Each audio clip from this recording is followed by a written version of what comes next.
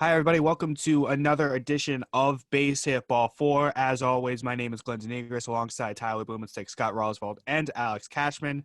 Huge show. We're finally here after all that's happened back in March, the season getting shutting down, sitting around doing nothing for 3 months, the long negotiations between the PA and Major League Baseball, COVID, altering the schedule mid-season between teams like the Marlins and the Cardinals. All doesn't matter anymore because we finally made it to playoff baseball. We're going to be set all month here on Base It before something drops. We're going to hop on. We're going to talk about it. It's going to be sick. It's going to be a great month of baseball. But before we get into the wild card series and go game by game, series by series, and make our picks, we have to take a moment of silence, guys, for Scott's Phillies. We have to pay our respects. Scott, if you want to give a 30-second eulogy to the season, that would be nice. So before we get into the teams that made the playoffs, let's respect the teams that didn't. And we'll start with Scott and his Phillies. Yeah, I appreciate that. Just a disappointing season. They were built to go to the postseason. Major League Baseball changed the rules to help them get to the postseason, and they still couldn't do it. I'm just sitting here waiting for Matt Klentak to get fired. That's really the only thing that could ease my pain a little bit is the firing of Matt Klentak. So that's it. It was just a flat-out disappointing season. Second worst bullpen in Major League history. That's saying something. So rest in peace to the 2020 Phillies. It's a shame because, they were unfathomably still in the last day of the season. They had to go 2-7. Everything that happened that could have put them in the playoffs, the Brewers and the Cardinals losing, or however it was, Giants. It happened. So all the Phillies needed to do is win one more game. They had to go 2-6 of their last 8 games. They went 1-7. That's so rough. You know what? At that point, then you don't deserve it. Yeah, and the Giants needed to win 1 out of 3, and they lost all 3 to the Padres. So you hate to see it. But now we move on to the teams that are still alive, and we're going to go series by series and give our picks and give our analysis and tell you what's up. We're going to start in the National League, and we'll start with the 1-8. So the Dodgers ran through the National League with a 43-17 record. Unbelievable, probably, obviously the best record in baseball. They're going to play the Milwaukee Brewers, who backed into the playoffs, at a 29-31 record. So, guys, let me pose you this hypothetical or this question. The Brewers upset the Dodgers if blank happens. Pigs fly. What do you got for me? Is there even a fathomable reason to if pigs fly? My answer would be the whole team has to go out to the strip club and contract COVID like the Marlins did. I don't see a possible way that the Brewers beat the Dodgers. I mean, just basically going off of my MLB app on my phone right now. So that game, the first game of that series is tomorrow night. It's Walker Buehler going for the Dodgers, and it says Brewers to be determined. I feel like a day out for the playoffs, if you don't know who's starting game 1 for you, that's a huge problem. They're going to do that shit they did last year. I was going to say, that means we're getting a rant. We're They're getting going to play a rant lefty, have the Dodgers stack righties in the lineup, and then pull them out after one batter, and then Cash will have they made the MLB actually change a freaking rule. Like the MLB had to change a rule because of those scumbags in Milwaukee. So I hope they get swept to the Netherlands. They stink. So it is a rematch of that 2018 NLCS that went 7 games. But, when you have Walker Buehler, you have Clayton Kershaw, you have Dustin May, and the Brewers don't know who they're pitching. They're probably going to go with an opener because I don't really think they have a starter that they trust wholeheartedly. It's really tough to see a scenario where this team makes a run. I think this is a 3-game series, right? Yeah, it's best 2 out of 3. I think the Dodgers are going to win in 2. Now, the Dodgers have had these demons in the playoffs the last few years. Now, I'm not sure they're going to show themselves in this series, but it's something to take of note. I mean, they were heavily favored in the first round last year against the Nationals, and then they lost in 5, and Kershaw blew it in Game 5, gave up that grand slam to Howie Kendrick. So nothing's impossible, especially in a shortened series like this. But up and down the rosters, the Dodgers are 43-17 for a reason, and the Milwaukee Brewers were 29-31 for a reason. So I think it's going to be Dodgers in 2, if you guys want to give your official pick. Yeah, I agree.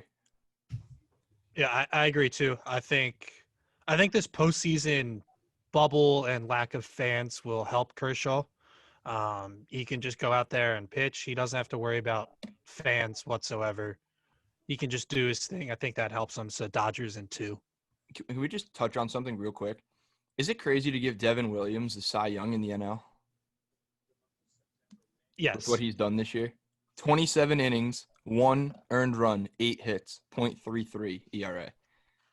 I know the innings are low and it's a shortened season, but I feel like over the course of a season, it'd be interesting to see how long he could keep that going, because that's definitely a streak that would win you that title, even as a reliever.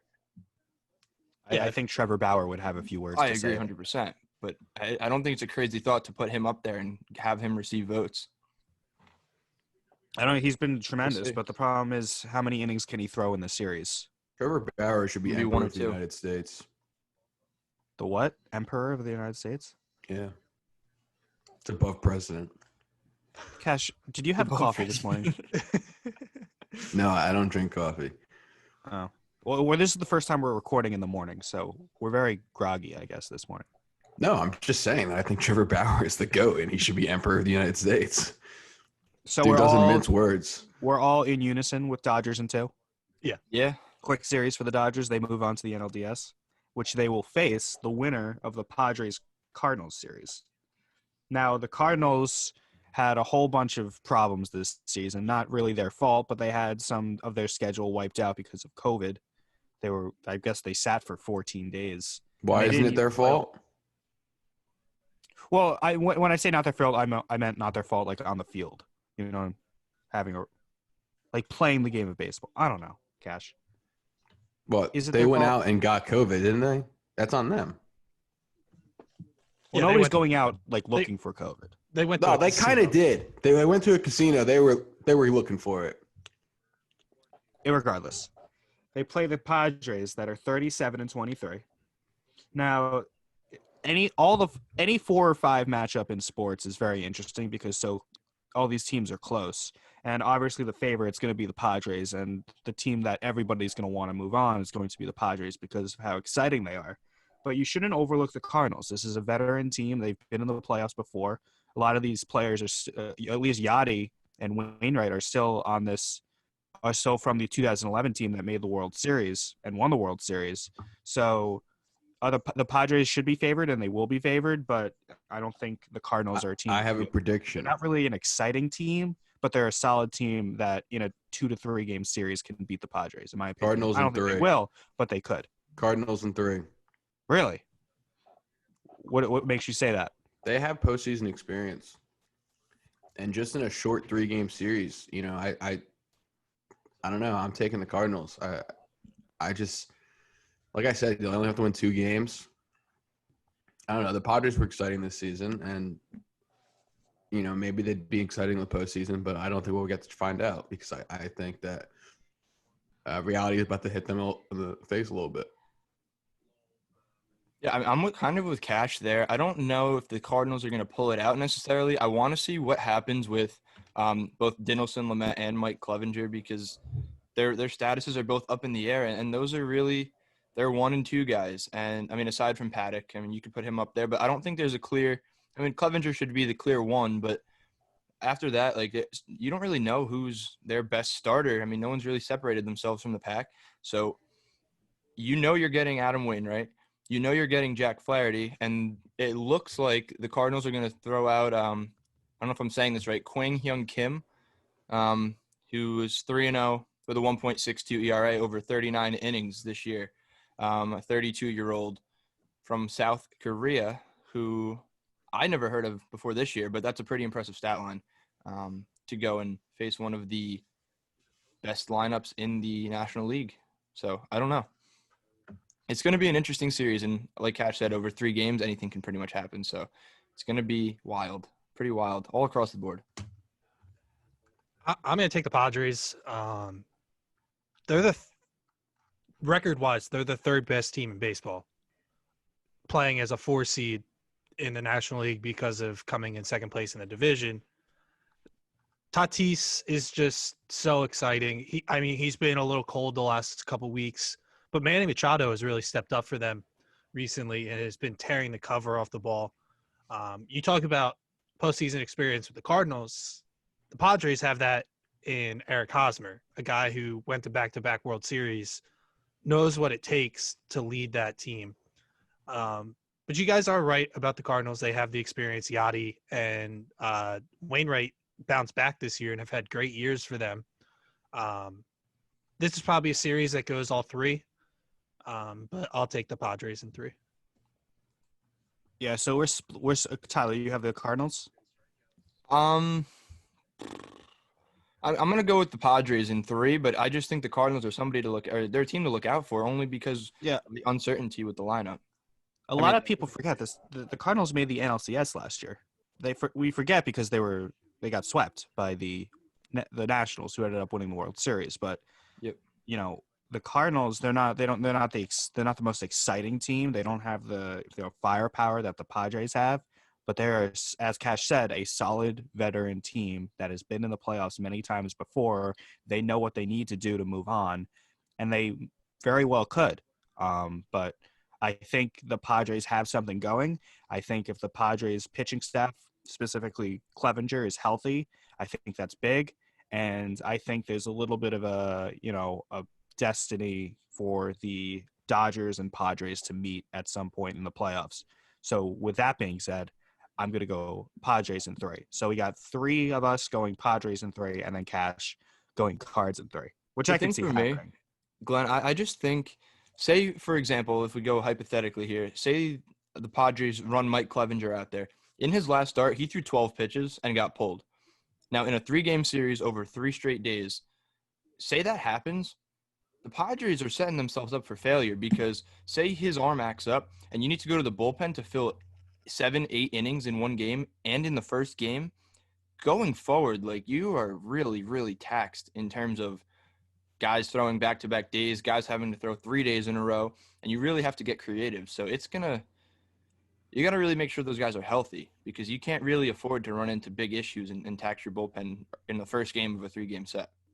And even if you make it through the 3-game set and that happens, that's going to hurt you for the LDS and the LCS, because there's no off days.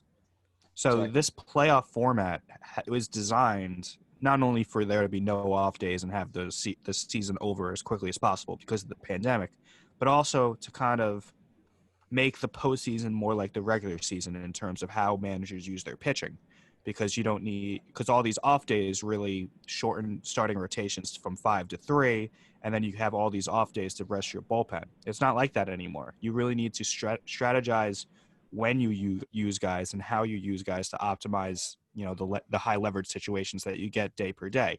So if the Brewers, let's say the Brewers have to throw, Hader, 2 innings today in the 8th and 9th, is he available for game 2? That's something they have to think about. Or the Padres, Yates, or whoever their, top relievers are, if they need to throw multiple innings in game 1, then that really affects the way they can be used in game 2. Maybe they can't be used as much as they can. So it's really going to be interesting to see how these managers deal with their pitching staffs, specifically their bullpens. Totally agree.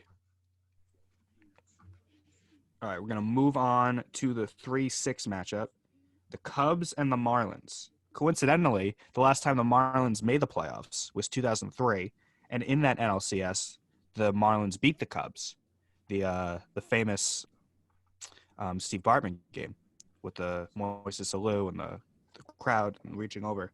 So the Cubs come in 3 seed at 34-26. The Marlins, probably the most shocking playoff team this year, at 31-29. Will any of us dare say Marlins in 3? All right. I would dare to do it. I don't know if I'm going to, but it's not so I got clear Marlins cut in for me. 3. Put it down. I got Marlins in 3. Jeter's the winner. It rubs off on the whole culture. Let's see who's pitching in game 1. I'm sure it's It says to be determined for every single game based off. Really? Okay. I would assume it's Sixto Sanchez for the Marlins, and I would assume it's Kyle Hendricks for the Cubs. Or it could be John Lester. John Lester threw on Monday, Tuesday. I don't think that would. I mean, I don't think that adds up in terms Darvish of as well. Oh, Darvish as well. That's right, Darvish. I think the Marlins can win the series. I don't think that's beyond the realm of possibility. I think they have a scrappy team. They have a team that doesn't know any better. They have a team that feels like they have nothing to lose. And let's be honest, the Cubs, even though they had a good season, won the NL Central, their last few playoff performances have been disappointing. In 2018, they lost that wild card against the Rockies. In 2017, they lost the NLCS to the Dodgers. And in 2019, they didn't make the playoffs altogether. So there's a lot of pressure on the Cubs to get back to where they were in 2016. And then it's really dangerous when you get these, I guess, Cinderella teams. You get them in, the NFL, especially in the NCAA tournament with these Cinderella teams, these mid-majors or teams that aren't expected to do much. They have house money and they just ride it. And I think the Marlins are a very dangerous team for the Cubs. And I think they have good pitching. I think in a short series, guys like Sixto Sanchez and then whoever they throw out in games 2 and 3, I'm not entirely scared of the Cubs lineup. I think it's a good matchup for Miami. I wouldn't be shocked either way. Yeah. You guys are making the case for me that I might have to pick the Marlins. I'm looking at the Cubs stats right now as a team. They're terrible. How did they win? Chris Bryant is struggled very much. How did they win the Central? This team stinks. Do you know who led the team in batting average this year? Billy Hamilton? Jason Hayward led the Cubs in batting average at 265. Like, good for him. He had a good year. But this team stinks. Ian Happ had the most home runs at 12 on the year. This team is really, really bad statistically. I'm like baffled that they are as good as they are. Yeah, Darvish had a good year, and I think they just rode on their starting pitching. Hendricks had a good year, but that'll do it in a 60-game season. If you have 2 starters get a good year, and one of them being a Cy Young Award type year, you're going to be fine. I'm picking the Marlins, guys. It pains me to say it, but I'm picking the Marlins. I've seen them kick the Phillies' ass all year long, and they have something special going on. Yeah, I'll take the Marlins. So put me down. I just want to kind of play off of what Scott said. The Cubs are 20th in the league with 4.42 runs per game. Let me look at opponents' runs per game. They are 7th with 4 against. So, yeah, it's back to what Glenn said also, is that they're riding on their pitching. And it's not really that big of a disparity, but they've won close games. They won by an average of, 0.42 runs a game over the course of 60 games. That's pretty crazy. And if we know anything about the playoffs, it's, good pitching will stop good hitting. Yep. But you have to hit a little bit. And the Cubs really struggled hitting. Baez had a down year. Chris Bryant had a down year. As Scott said, Hayward, who's normally in the bottom of the league in batting average, or the bottom of the team in batting average, led the entire team in batting average. So the Cubs haven't really hit this season. And I watched the Marlins. I watched all 3 games they played against the Yankees. They're a good team. They know how to do things that other teams just refuse to do. Like, I saw them bunt, and I saw them steal, and I saw them move runners over, and I saw them take first to third. And as a Yankee fan, I haven't seen that in my entire life. Maybe this will be a wake-up call for all of MLB. It's kind of like 2015 Kansas City Royal things. That's really helpful in the playoffs. Cash, go ahead. Maybe this will be a wake-up call for Major League Baseball, because this is what you need to do to win baseball games. You got to play some small ball, and I've been saying it all year. I'm going to use the Yankees as an example because I watch most of their games. They don't score unless they hit a home run. They don't win unless they hit home runs. And that's a huge problem in the playoffs because when you're playing a 3-game series, you could go through a 3-game drought of not hitting a home run and lose. And Well, the I whole think it was season comes Saturday. down. What? It was Saturday, and I mean we can get to it later, but Tyler Wade laid down the first successful sacrifice bunt for the Yankees Yeah, that's on pathetic. Saturday. That's unbelievable. It's sad. Took 59 It's games. ridiculous. Absolutely crazy that you can't execute a sac bunt I- over the course I'm of 60 sorry, games. and I know that we're not talking about the Yankees right now, but we're talking about small ball. I'm going to put it out right now. I don't think the Yankees win the World Series because of that reason. I'm sorry. I'm a huge advocate of small ball. I don't give a shit what the statistics say. I don't care what the analytics say. In a 3-game series or a 5-game series or a 7-game series, you can go cold for 3 or 4 games and not hit a home run and lose the playoffs because you can't execute a bunt. So the Marlins are going to make a run in this playoffs because they know how to play small ball. And it'll be a wake-up call for all of Major League Baseball. God, I hope it is because it's disgusting. It's disgusting. Yeah, they don't strike out this team.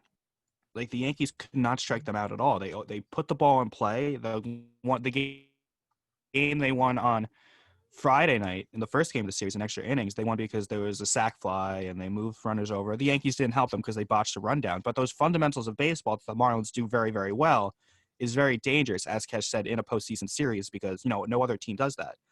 So I'm going to also take Marlins in 3. I think the Marlins are going to be a very exciting team. I don't think they'll go all the way, but it's nice to see a little scrappy team go up against these behemoths like, the Cubs and the Dodgers and, fight. And they don't have the firepower to do what the Dodgers do or do what the Yankees do or do what the Braves do or the Cubs and just hit the ball out every single time.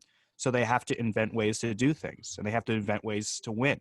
And they've done that to a 31-29 record. Don Mattingly's most likely going to be the National League Manager of the Year for the job that he's done. So good for the Marlins. And I think that the Cubs, they might walk into this series and say, hey, this is kind of ours. We're going to take this no problem. And that's a dangerous kind of mindset to have because the Marlins aren't a team you should be overlooking. Absolutely not. Don't overlook the Marlins. They will come in and steal your lunch money and just embarrass you all day long. It's what they do. I've seen it for the last decade. They pick on teams when you think that they're just going to walk in there and just beat them. They fight. So don't sleep on them. All right, so we all in agreement, Marlins in 3? I would say so. All right. That's that. I did not see that coming. I thought I'd be the only one. All right, moving on to the last series in the National League. I think this is going to be an upset as well. The number 2 seed Braves, when it came in at 35-25, and the Reds stormed into the playoffs 31-29. Now, in a short series, when you have Bauer and Sonny Gray, the way he is pitching, I think the Reds are going to win this series. Braves in 2. Why? Because I said so. Okay, well, this is a podcast, so we should inform why you think so. No, I think that the Braves have something to prove. They've won the National League East, 3 years in a row now. Last year, they got absolutely embarrassed in the playoffs by the Cardinals. It comes to a point where the regular season starts to mean nothing anymore. When you are going to continue to play so well in the regular season, come into the playoffs and just absolutely shit the bed, it means nothing. So I think they got something to prove, and I think they know it. And, their pitching's been good. Their lineup's been hot, and they know how to hit. They know how to play small ball, and they know how to hit when the game's on the line. They're a great, great 7 through 9 inning team. So I got Braves in 2. Is that good analysis? Agree with. Is that okay? Huh? Is that okay analysis? Perfectly fine. Yeah, I think it was great. But I'm going to disagree with you. I'm going to say I like the Reds to win this in 3. I just think the starting pitching, outside of Max Fried for the Braves, is a little sus. I think the 3-man rotation of Bauer, Gray, and Luis Castillo it's possibly one of the best 3 in baseball. Outside of maybe the Nationals, and they're not even in the playoffs. Just to throw some stats at you, the Cincinnati Reds have let up 4.05 runs a game this year, but the Braves have scored 5.8. But then you flip it, and it's kind of the opposite. It's the Braves have let up a decent amount with their pitching, and the Reds are kind of that middle of the pack team at, let's see, I don't know. I don't have it anymore. But I just think the Reds bats can do enough, and I think Bauer is absolutely on a mission. Like, this guy went into his last start of the regular season saying, hey, I'm going to go out there, I'm going to put on this performance, and I'm going to literally make them rip the Cy Young from my cold, dead hands. And he did that. And now the stakes are even higher. And I just think he's going to go out there and do it. And you just need one good performance from either Sonny Gray or Luis Castillo. And they both have the ability to blow up in that spot. But I think that one of them can get that done against whether that's the 2 or 3 starter for Atlanta. I don't even know who it's going to be right now. But that's a concern for me. Like, I know the Braves have the best lineup. Ozuna was nearly a Triple Crown winner this year. He's like maybe a dime away on the batting average. He led in the RBI and home run categories. Freddie Freeman was part of the reason that he didn't win that Triple Crown because his batting average, I believe, led the league. I don't know if he beat Soto. Yeah. No, Soto won. Soto won? Yeah. Yeah, so it was Soto, Freddie Freeman, Marcell Ozuna, and that lineup is you can't mess with it. But I just think that the Reds can do enough with the pitching and really eat this one out. I think the Braves, if they had that, that second guy or that second ace to go along Max Fried, can not only win this series but also win the World Series. The problem is they don't have that. I'm concerned after Fried who they have to neutralize the Reds lineup. Now the Reds lineup is not as good as the Braves lineup, but they're good enough to score runs against the Braves 2 and 3 guys and kind of and eliminate the Braves, even if the Braves do win game 1 with Max Fried, because if you have Castillo and Gray in games 2 and 3, the Braves don't have anyone, Scott, to match up with those two guys. And I think this is a tough series for the Braves, and I think their lack of pitching depth is going to be exposed here. Yeah, that's absolutely the key is who steps up behind Max Fried. Ian Anderson has come up and had a good 6 starts. He's got a 1.95 ERA, but he's a rookie. He's never done it before. We haven't seen him, in this situation. It's going to come down to that pitching. I'm going to take the Braves just because of the lineup. They hit, and they hit some more. Somebody we didn't even mention, 2 guys we didn't mention. Dansby Swanson's had a breakout year for them. Hit 274 with 10 home runs. And Adam Duvall, a guy who used to play for the Reds and had a good little time there, and then has bounced around in the minors. Hit 16 homers this year for the Braves and carried them at some points, in September. Plus, they have Ronald Acuna Jr., who seems to turn it on when it matters. He's a stud. So I think the Braves will get enough pitching behind Max Fried. Plus, their hitting is just that good. So I'll take the Braves in 3. But I think this might be the best matchup in the first round of the playoffs. These teams match up very well. So Braves in 3. Okay, so we're split down the middle. We got 2 of us voting for the Braves, 2 of us going with the Reds. Let me ask you guys this. Aside from the Dodgers, so put the Dodgers out of the equation for a second. Do you think the Braves are under the most pressure to advance to the next round based on what happens the last 2 years, losing in the first round? Yes. I think they'd be a shoo-in had Mike Soroka not torn his Achilles. Like, Soroka and Max Fried would be a very dangerous 1-2 going forward in that playoffs. And not that they're those big name guys that are going to kind of woo you and really like make you shake in the box, but they're good guys like out there on the mound. And it's enough to they're good enough to let that lineup do the work. And he got hurt to no fault of his own, but it's just unfortunate. So I don't know.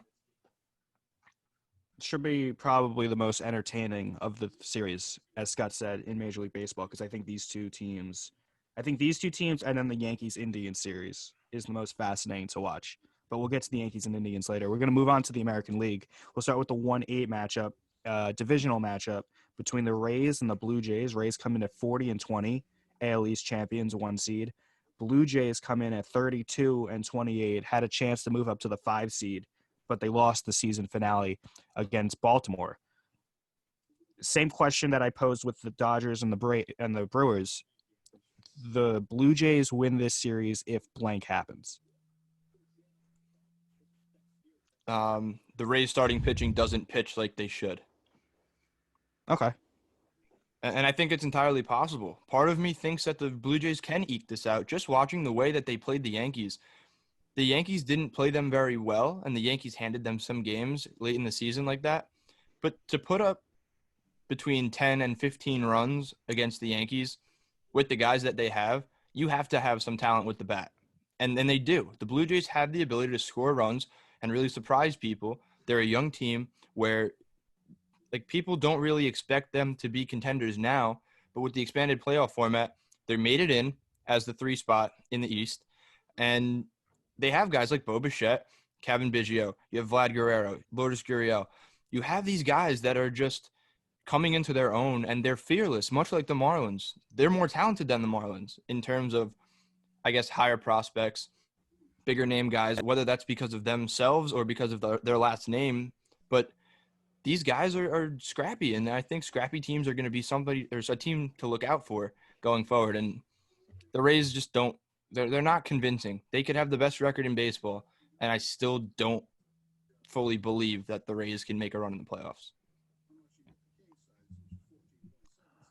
So my answer will be the Blue Jays will beat the Rays if the legacy kids hit, because I think they will. Vladdy Jr. has picked it up recently. He's finally starting to really hit the ball. Bo Bichette is incredible. That kid just does some amazing things on the field. Biggio he's just solid for them. Gurriel is solid. But I think one of the guys that's been slept on is Teoscar Hernandez. He's just as valuable for them out in right field as anybody in that lineup. It's a lineup that I like a lot better than the Rays, but pitching, it's the opposite. I like the Rays pitching so much more than I like the Blue Jays pitching. I just think it's going to be a lot to handle for the young kids of the Blue Jays to hit every single game and carry this team. So I'm going to I think they steal one just because they're going to have a game where they hit a couple home runs. But I'll take the Rays in 3 just because of the pitching staff. They can bullpen a game like nobody else. And they get timely hitting. I mean, the Phillies were pretty dead this last weekend. They didn't really show up at all for their final 3 games down in Tampa. But the Rays they had timely hitting. They play a little bit of small ball. They take the extra base. I hate them defensively because they play 4 men in the outfield and it pisses me off. But they're just a team that kind of does the little things to win a game. So Rays in 3. I think the Blue Jays are a dangerous 8 seed here. I think game 1 they have Ryu on the mound. He's no scrub. He's a good pitcher. Can he go out there and can he beat Blake Snell in game 1? Yeah, sure. I don't see why he can't. I think the Blue Jays have a better offense than Tampa. But again, good pitching in the playoffs normally neutralizes good hitting. And this Blue Jays team, for as talented as they are still quite young. Guerrero is still 21 years old, if I'm not mistaken. Yes. Gurriel is young. Bichette is young. Teoscar Hernandez is young. Gurriel is young. None of them have ever played in the playoffs before, albeit there's going to be no fans, so it's a little bit different to say things like that in this sort of postseason. But in terms of pure talent, the Blue Jays can take this series based on how they hit and just the talent that they have. But the problem with me with that is the Rays pitching staff is probably from your ace to the last guy in the bullpen is probably the deepest remaining in the playoff field.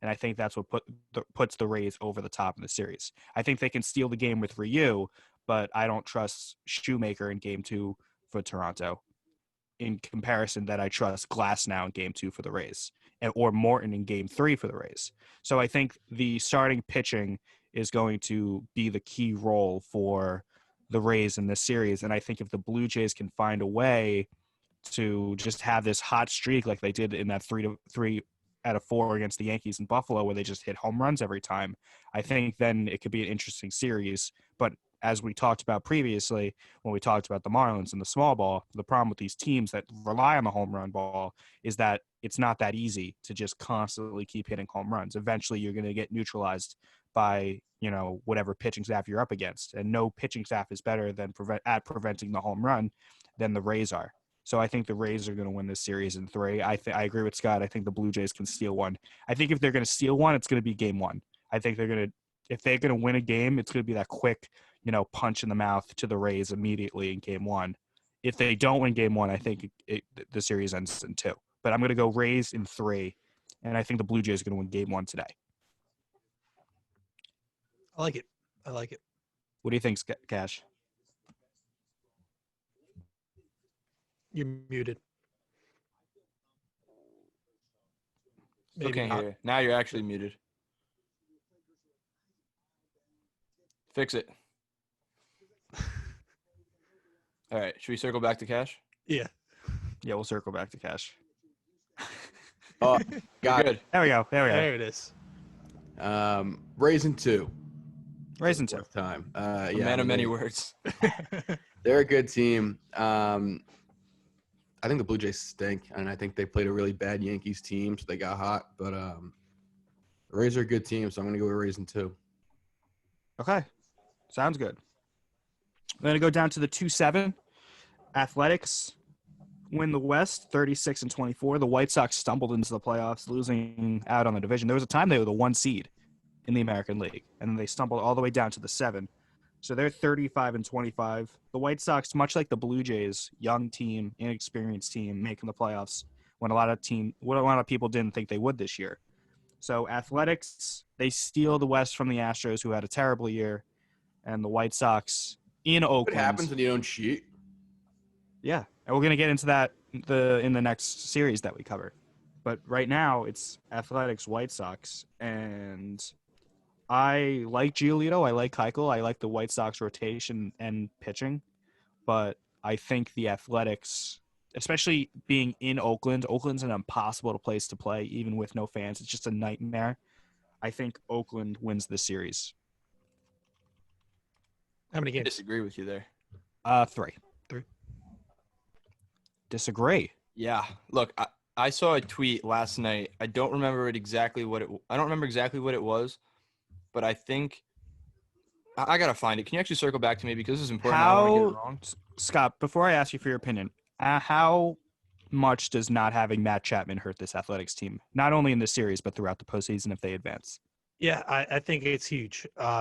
He's probably better than Arenado at third base. He's that good defensively. His bat is still a little bit behind, but he's very important for that team. So I do think losing Chapman does hurt them, but the A's are also a team that has always found the next guy. So there's a chance that they can fill that hole, but I think the White Sox are really, really good. I love this team. Does it bother you that they lost like 7 of 8 to end the year? I think they were happy that they made the playoffs. I think they can turn it around. They do have a couple guys that have been there before, and Encarnacion, Grandal's been there. I mean, take it for what you want. Dallas Keuchel has been there before. Cheater. He's not as much of a cheater as the other guys on his team are, because he was on the opposite end throwing the ball. But yes, he still was a part of that team. But as you mentioned, Giolito is really good. Keuchel's had a good year. Young kid in Dane Dunning has come up and pitched very well for them. Their bullpen is solid. Alex Colome has made himself a ton of money going into free agency this year.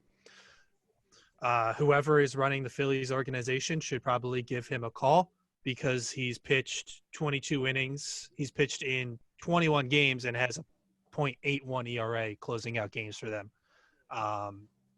Plus the new young kid, Garrett Crochet, comes up and throws bullets. I like the White Sox, and I like the White Sox to actually make a run in the postseason. They're a really good team. Jose Abreu is probably going to win the MVP in the American League. I like I'm going to take the White Sox in two. I think they just. I think they blitz them. Now, how concerned are you? Obviously, you are concerned because you have the White Sox in two. How concerned are you with guys like Luzardo and Bassett going 1-2 for Oakland? It's not your prototypical ace guy. Yeah, but Jesus Luzardo has really, really good stuff coming from the left side. Chris Bassett has had a really good year for them, but I mean, I guess it's always the A's are never household names. So they could give them a run, but I just think the White Sox are going to hit, and they're going to hit a lot. So that's why I'm going White Sox in two. All right, Cash. Oh, you got it, Kai? Yeah. I didn't find the tweet. Go ahead. I didn't find the tweet, but I did some digging myself. So just based off the way the Athletics their schedule was built this year in the AL West, they only won 2 games all year over teams that finished with a 500 record or better. That's 1 game against the Padres, 1 game against the Dodgers. And actually, on their schedule, which includes the Mariners, the Rangers, the Rockies, the Giants, the Astros, the Mariners. I already said that. And then the D-backs. Regardless, the Padres and the Dodgers are the only 2 teams that they played that finished over 500. And they only got 2 wins all year. You're going to make me change my mind. Jesus. It's interesting. And that's through no fault of their own because it's the schedule they were dealt. But when you look at playoff baseball and you look at a team like the White Sox that are just, I guess, they have the ability to catch fire, and then their lineup is so deep, and they have that young guy in Giolito who threw a no-hitter this year. You have Dallas Keuchel who has postseason experience and is a veteran. And then you just have a hungry young team looking to win. I just think this is kind of a letdown spot for the A's, and I'm going to go with the White Sox in 2. I just don't think Luzardo and Bassett can get it done. I just think, Luzardo being a lefty, we touched on this last episode, the White Sox ability to hit a left-handed pitcher is ridiculous. And even if Sean Manaea is that third starter, say it does go to a game 3, he's a lefty as well. Bassett's a righty, but look, I just think this sets up very, very well for the White Sox to take this. Whether it's in 2 or 3, I'm not sure, but I'm expecting Chicago to move on. How about you, Cash? I don't freaking know. I don't know. I wanted to say Athletics because I like the movie Moneyball. But I'm thinking after the stuff Tyler just spewed out, I'm going White Sox. So take that as you will. Lock it in. Lock it in. I've never seen a more confident prediction in my entire life. After Cash's pick, I'm putting all the money on the White Sox. I don't know. I usually am pretty confident in my analysis. Picks. I usually am pretty confident in my picks, but I don't know. White Sox in 4. I don't know. They're playing an extra game. They're gonna play an extra game because I said so. So you guys all have White Sox. I'll be the lone Athletics fan here in this series. One stat I want to throw at you about the Athletics: at home, 22-10. Very confident team at Oakland Coliseum, and I hate when the Yankees play there. When the Yankees play there, I expect them to get swept because they just never win there. It's a very tough place to play. I know that there's no fans, but it's still something to be home. I think Oakland's will, with the benefit of home field advantage, will move on. So let's move on as well to the 3-6 matchup. That is the Twins coming in at 36-24, and Cash's favorite team, the Astros, at 29-31. I think we're all going to pick against the Astros, I would assume.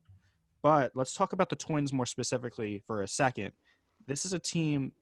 They're not playing the Yankees. They're not playing the Yankees finally in the playoffs for the first time, because every time they've made the playoffs, aside from like 2006 when they made the playoffs, 2003, 2004, 2010, 2009, 2017, 2019, all these years they played the Yankees and they've gotten, destroyed. They haven't moved on, obviously.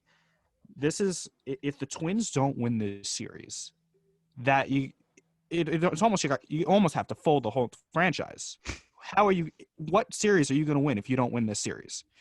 Out of all the teams in the field, and we talked about this with the Braves, and I think the Athletics are in this conversation too, but teams that need to win a series just for their franchises and their fan base's sake of winning a series. I think the Twins are right up there. They have to win the series, because if they don't, with the offense that they have, and they the savvy moves like Maeda that they did in their pitching staff, if they don't win the series, that is a utter failure on the part of the Minnesota Twins. They have to win the series. I was wondering what your guys' thoughts on that was. Yeah, I mean, the Twins finished at 36-24. The one stat that really jumps out to me, and it kind of plays into this series, is they had the best record in the league at home at 24-7. They were 18-12 against both teams over 500 and under 500. The Astros being a team under 500. But you look at the other side of the coin, the Astros only won 4 games against teams over 500. They were 4-13 against good teams. And look, I think it's interesting that the Twins, if it goes to a Game 3, are going to throw out Michael Pineda to pitch in a playoff series, do or die, which is wild. Oh, my God. But I just think this doesn't even – actually, I can't even say I don't think it gets there, because you have Zach Greinke going for Houston in Game 1. It's still a talented lineup. I don't want to see Houston move on, but I think this is a series the Twins just have to win, like you said, Glenn. I think it's just – I don't know. It's one of those things where I just think that the Astros have the ability to win, but the Twins really should, and I think they will. So I'm going to go Twins in 3 because Greinke's pitching Game 1, and it scares me a little bit. I'm going to take Twins in 2.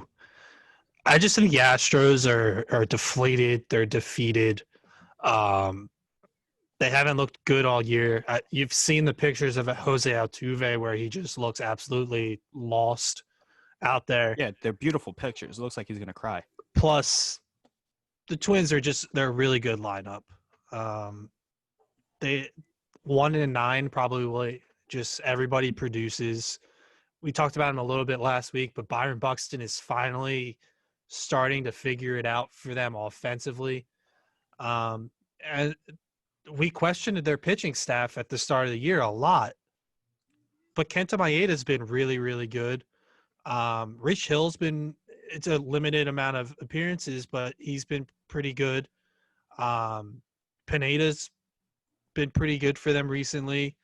Plus, their bullpen's pretty solid. Tyler Clippard, Tyler Duffy, Trevor May, plus Sergio Romo, who's still out there doing it, throwing 72 mile-an-hour sliders, throwing everybody off.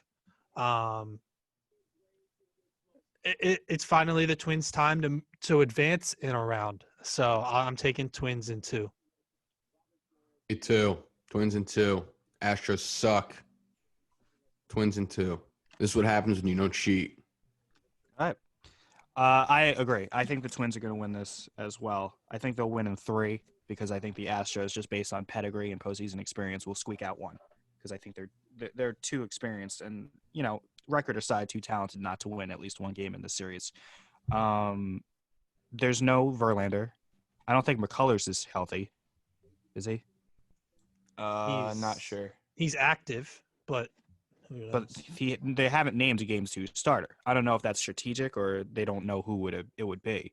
But without Verlander and the way Altuve's played this year and just how bad the Astros have been this entire season, if the Twins don't win the series, like I said before, complete failure. The Twins this series was made for the Twins to win at home against a team that's limping into the playoffs, limped all season. So I think the Twins win in 3. I think it's time for the Twins to win a series. I think they're under the most pressure in all of baseball to win a series because of how good their lineup is and, how bad they've been in previous playoffs, not making it past the first round. So I think the Twins move on. So that leaves us with one series left. I strategically waited till the end to bring this one up. The number 4 seed Cleveland Indians, 35-25, take on the number 5 seed, the New York Yankees, 33-27. Game 1 will be tonight at 7:00. Probably the best Game 1 pitching matchup that they have to offer in Major League Baseball between Garrett Cole and Shane Bieber. Now, neither the Yankees or the Twins really, played well in the final week going into the playoffs. The Yankees a little bit worse than the Indians did, but they're all gonna say the same thing, that the slate is wiped clean, the record's at 0, blah blah blah. When it comes to the Yankees, this team will go as far as Garrett Cole and Aaron Judge will take them. I don't think that's a hot take. I think their best pitcher and best hitter should be the ones that take them where they go. The problem with that is not Cole. Judge, since he's come off the DLs, hasn't hit a home run, really hasn't had a lot of great at-bats. So that concerns me. But the Yankees do have LeMahieu and Voit, who are the batting champion and the home run champion, respectively. The Indians have a great lineup. The Indians have great pitching behind their ace and Bieber, and the Yankees have Tanaka, and then Game 3 is kind of a toss-up between Happ and Garcia. So it's going to be interesting. I think the Indians are favored in this series. I think they should be favored, but I think this whole thing rides on, will the Yankees get the clutch hits that they need? If they do, they'll go on, and if they don't, they won't. I think it's as simple as that. No, I mean, look, I think as far as the Indians are concerned, I think that the Yankees lineup can get to those guys. I think Game 1 is going to be tough. It's going to be a pitcher's duel. But I think as it goes on, guy like Zach Plesac or Carlos Carrasco, they're not the studs. I mean, Carrasco used to be more of a stud than he is now. He's kind of at the tail end of his career here. And Zach Plesac is more of the opposite, where he's kind of coming into his own, and it's a first playoff experience for him, I think. But the Yankees lineup, I just feel like is going to – if we can steal Game 1, and I say we as in the Yankees because clearly we are the Yankees. I say it a lot. But we're on the roster. Yeah, we're on the roster. If we can steal Game 1, I feel like going forward, getting one out of those two is not going to be too difficult. I know that they've been slumping. I know it's been tough. But playoff baseball is playoff baseball, and I think they're going to really hunker down and get this done. I just feel like it's just one of those things where you just got to ride the team with the best talent, and I think they're going to do whatever they can to win. Back to the small ball argument. I think if they have to get a bunt down, they're going to do it. I think they're going to play to score their runs any way they possibly can and really fight and kind of dog it out for the whole series. You think they're going to change their whole philosophy? Why do you think they're going to do that? Because in the past – baseball. Well, in the past in playoff baseball, they haven't done that. I just think it's a completely different game with a 3-game series to the point where you can't afford. I could not disagree with you more. Okay. I wish I could. I would love to see them play small ball, but they've never done that in the past, which is why they don't make it out of the LCS ever. I don't know. They haven't been in the World Series since 2009. They have teams that are good enough to win the World Series, but if you go cold for 2 or 3 games, and we've seen that, like I said, and you don't hit a home run, that's it. Game over. Who's bunting on this lineup? Nobody. Because if you're going to tell me, now I'm going to get now here we go. Now I'm awake. Now I'm getting heated. If you're going to tell me that they're going to bunt, then you would expect Brett Gardner to bunt with no outs, and there's nobody on the whole left side of the freaking infield. But why hasn't he done that? He did that on Saturday or Sunday, I believe, on a 3-0 count. I was like, what are you doing on a 3-0? But, just besides the point. Go ahead. My point is, you haven't done that all season. Why are they going to do that in the playoffs? Yeah, I get it. It's playoff baseball, but they've never done it in the past. They've never changed the way. How do you know it's going to succeed if you never tried it in the regular season? They've never. I'm saying in the playoffs even. The last year, why didn't they do that? They were cold. Why you got a guy on? Why aren't you punting him over? Why aren't we playing small ball? They don't do it ever. They're not going to do it now, and it's unfortunate. I just think they tasted enough defeat and hardships this year to the point where that conversation is going to at least come up a little bit because they've been struggling. And I think See, within I don't. meetings, they're But going to my be like, look, question we for got to you, get Ty, something is done. where in this lineup is someone going to bunt? Like, who's the Look, I'm not going to bunt Judge. I'm not going to bunt Stanton. But I think, and I probably You're not wouldn't going to bunt Voit. LeMahieu You're not going only to because- bunt LeMahieu. See, I don't there's think the Glaber's question. ever See- bunted in his life. See, there's the But I question. think Glaber is a guy that needs to bunt. He needs to get that bat I think down. Hicks can bunt. Oh, I would rather Stanton bunt than Glaber. You're out of your mind. I don't Why? think Glaber can bunt. I don't think Glaber has a The single swing and miss bunt attempt in his percentage is career. there. I don't think any single guy on that team knows how to lay down a bunt except for DJ LeMahieu, but you're not taking the bat out of his And hands. Tyler Wade. I've seen Hicks bunt, but that takes away your best on base guy. It's Thing is, I don't disgusting. care. It doesn't matter. Nobody's above anything because you can be a home run hitter, but if you're not hitting home runs, you're useless. So then And- that's and why your I team- just if said you're I want useless Stanton for to your bunt. team- You called me crazy. Say it again. I just said I want Stanton's never Stanton going to bunt. I wanted Stanton to bunt. You just called me crazy about 10 seconds ago. He's not laying down a bunt. But those guys aren't going to lay down bunts. Like that's crazy to even think of. But like I'm You saying, just said that you should. Are we watching the same thing? Are we listening to the same What? thing? So would you pinch hit a guy like Glaber for Wade to get a bunt down? if the situation presented itself, yeah, I think you'd do anything at this point to score runs. They wouldn't do that, but I don't think grasping for straws like that is anything crazy to do. Like I don't know. It's just like There a is- frustrating thing. Tyler, feel I like will nobody's run above- down your street butt ass naked if Tyler Wade gets pinch hit for Gleyber Torres. I think if say it's extra innings, no outs, Glaber's leading off with a man on second.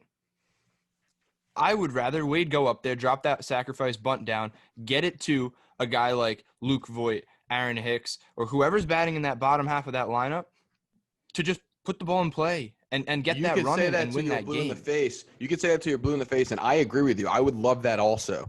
But I'm just telling you, I'm not saying what I think should happen. I'm telling you what's going to happen based off of what's happened in the past.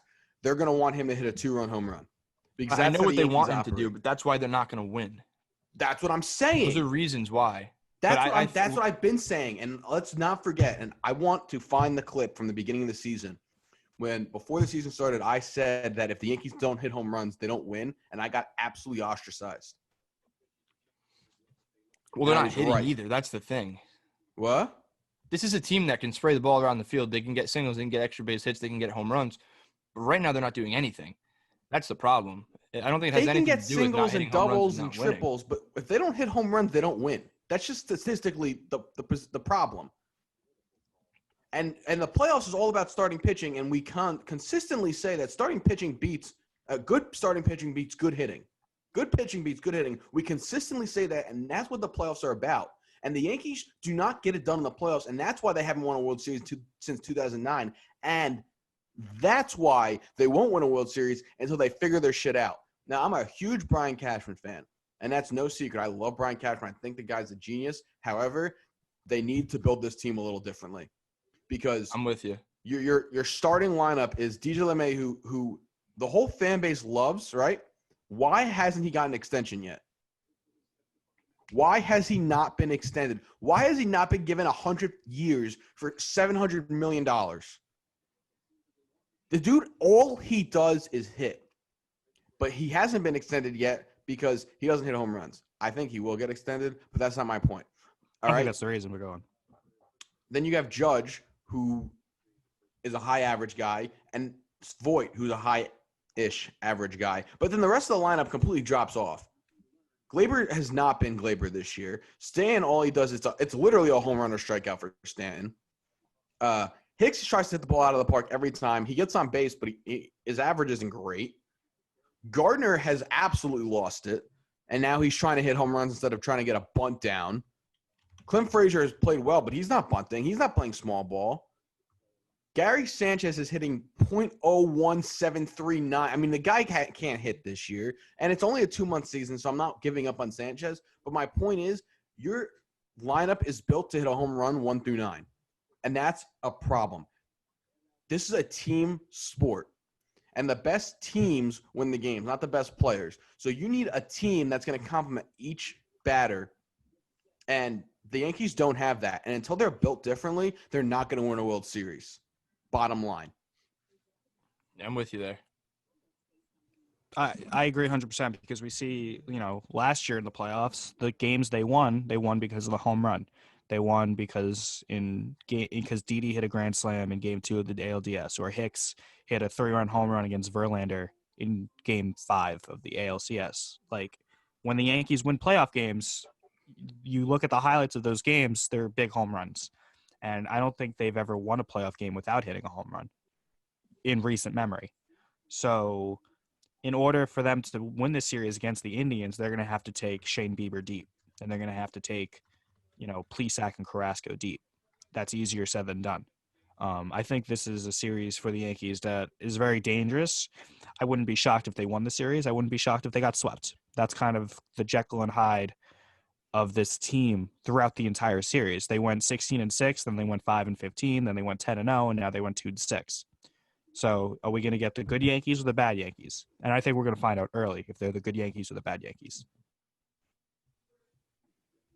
Yeah. I think you're right. You guys harped on the Yankees enough and their problems. The Indians are good. I thought I picked the Indians at the start of the year to actually I picked them to go under, and they did by 1 game, so I win there. But I thought they were going to fall off a lot more. Shane Bieber's been phenomenal. Won the Triple Crown for pitching.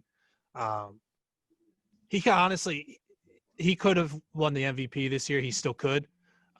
Easily won the Cy Young. Carrasco and Plesac have had good years. Aaron Savali's had some good games for them, and Tristan McKenzie's come up from the minor leagues and has been really good for them as well.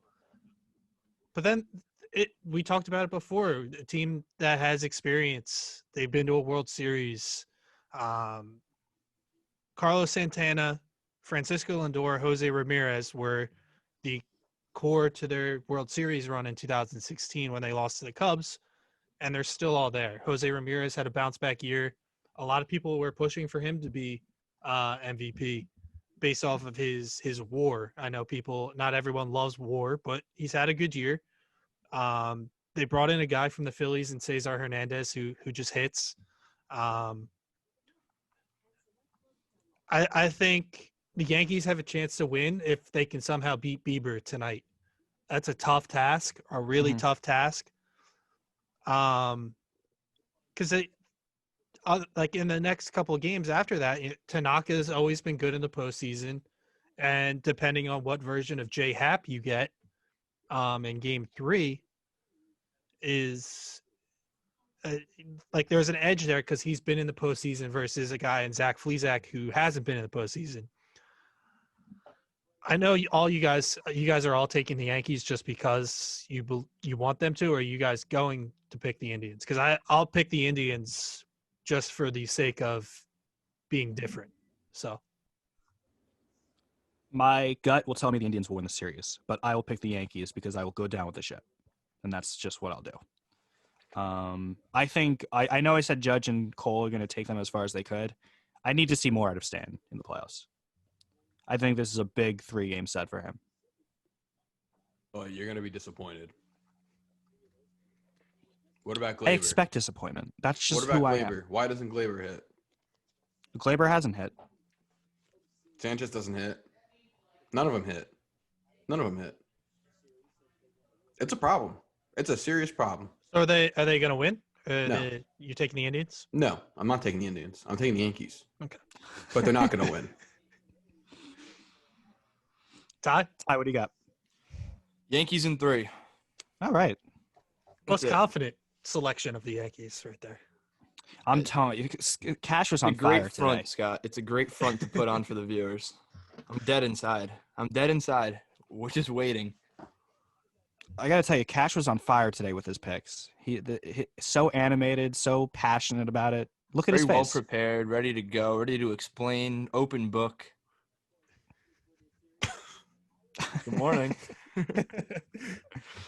Oh, man. I'm really excited. We're going to wrap things up in a second, but I just want to say, like, especially like Tuesday and Wednesday, but especially Wednesday. Do you guys see the schedule that's for Wednesday?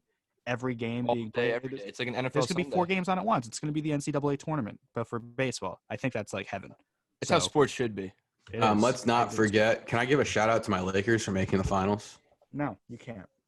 Well, I just fucking did. You So can't. Here you go. Shout out to the Stars for winning the Stanley Cup. Or no, the Lightning won the Oh Stanley my Cup. wow, God. you're an Wow. idiot. Wow. Got it. At least it man. wasn't the Islanders.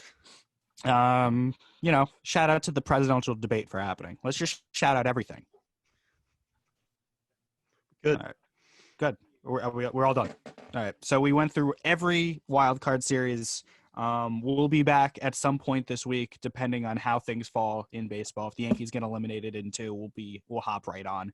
If anything interesting happens, a bad manager decision, a crazy extra inning game, anything that the playoffs has to offer. If something big happens, we're gonna hop on. We're gonna talk about it, even if it's for just 20 minutes. We're gonna be all over this 2020 MLB postseason here on BASEHITBALL4. It's gonna be a fun month, because this is the last month of baseball we're going to have for a while. So we're going to enjoy it. So that'll just do it for the first edition of the playoff, episodes of BASEHITBALL4. And we will be back at some point this week. For Tyler Blumenstick, Scott Roswald, and Alex Cashman, my name is Glenn Denegris. Go Yankees, and we'll see you soon.